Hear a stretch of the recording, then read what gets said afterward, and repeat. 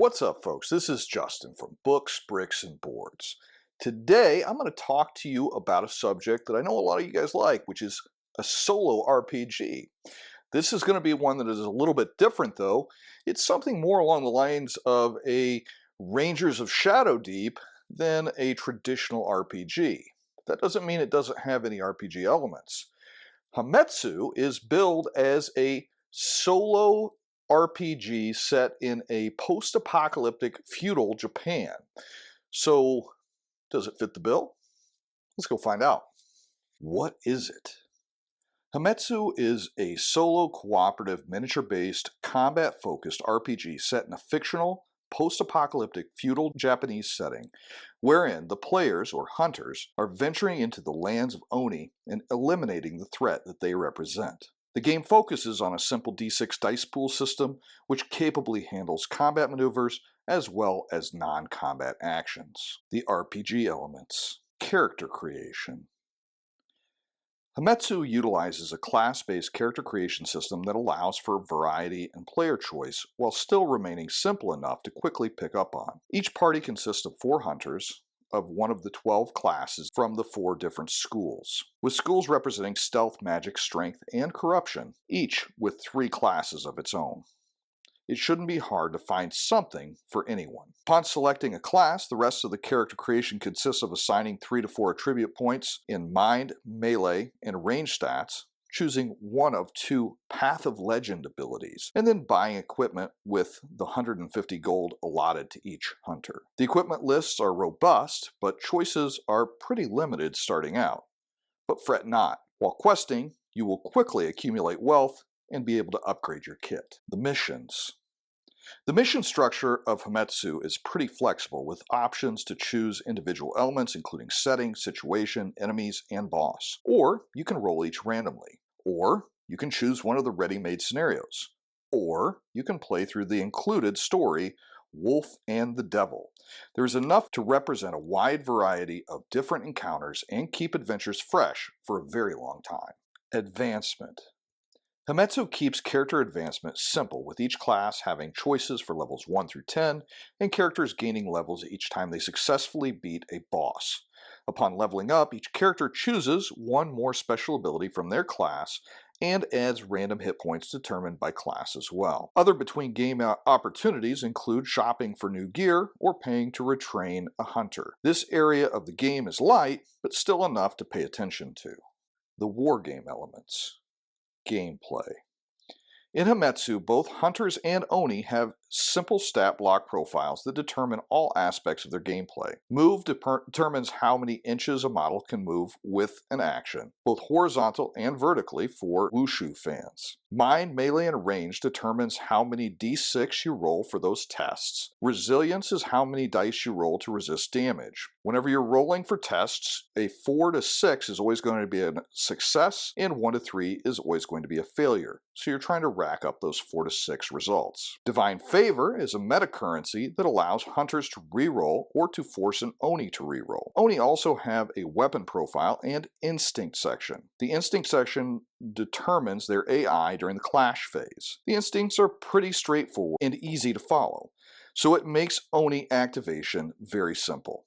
When a hunter or Oni makes a non-combat test, the test will list a stat and a required number of successes to activate the maneuver. Attacks are resolved with an opposed roll with either melee or ranged versus resilience. If the attacker wins, they multiply remaining successes by weapon damage to get a total damage done. Other than special abilities and a damage bonus for melee attacks from behind, called criticals, combat is truly that simple. Keep in mind, if a hunter ends at less than half of their total health, they must roll an injury on the table after the scenario, with an additional penalty to that roll if they were dropped to 0 hit points. Consequences run from minor to death. Hunters start each scenario in stealth phase, trying to avoid guards, hide bodies, and investigate clues.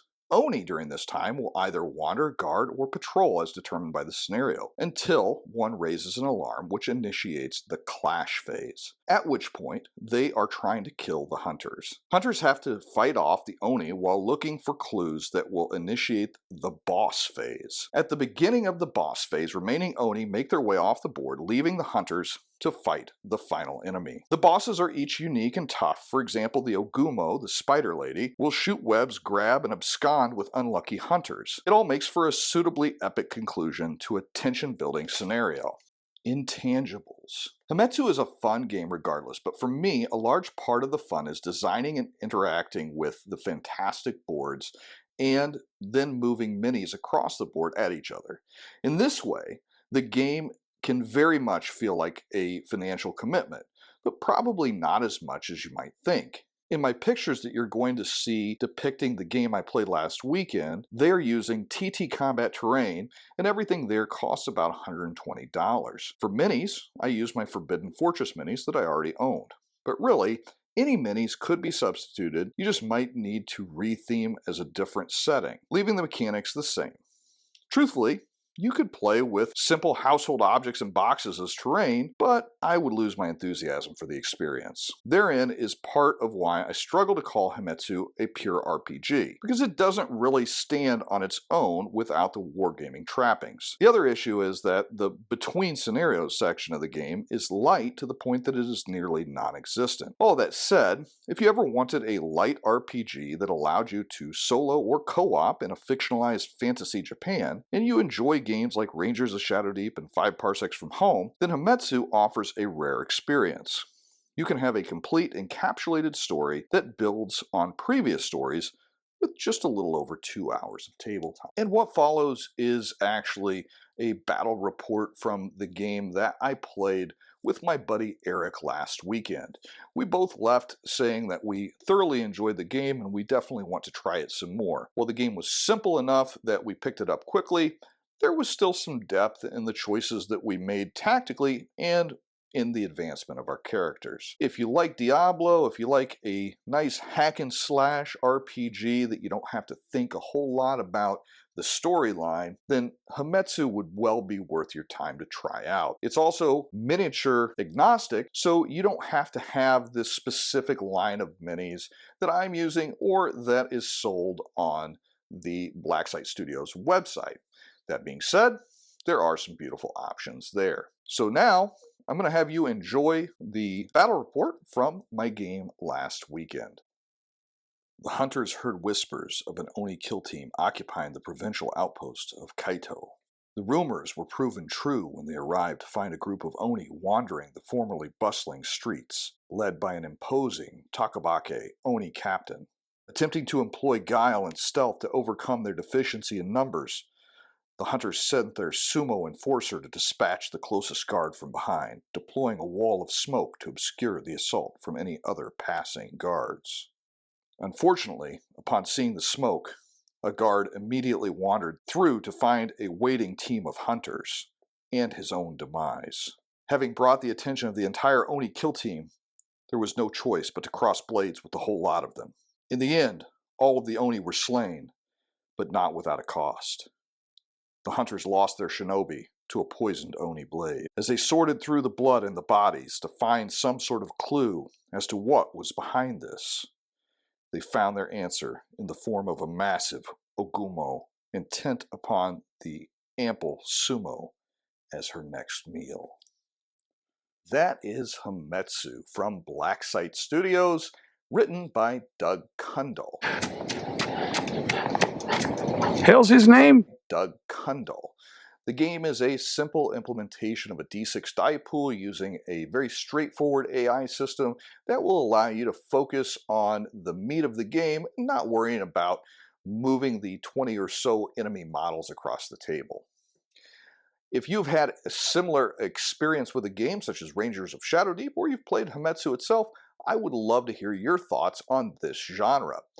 You know, on the website for Blacksite Studios, it lists Hametsu specifically as an RPG, and it does have many trappings of an RPG, but it's kind of in between because there are a lot of wargame elements as well. So let me know what you think. Is Hametsu an RPG? I think I'm going to give it a pass and say yes. It scratched that itch for me, but you may have a different opinion, and I'd love to hear it. If you've enjoyed the content, please be sure to like, share, and subscribe. And until next time, this has been Justin with Books, Bricks, and Boards. Good gaming, and God bless.